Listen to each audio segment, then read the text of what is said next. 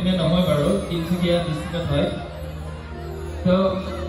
আগৰ দিনৰ পৰম্পৰা আছিলে বোলে তেতিয়া ডেকা ল'ৰা এজনে কোনোবা ভাল পোৱা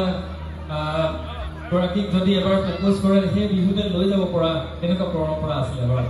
তো সেইবিলাকলৈ নাযাম বাৰু এতিয়া এনেই ধেমালি এটা তো মোৰ লগত গালে খুব ভাল লাগিব হাত চাপৰি দেই আপোনালোকে গাব হাত চাপৰিটো দিব নে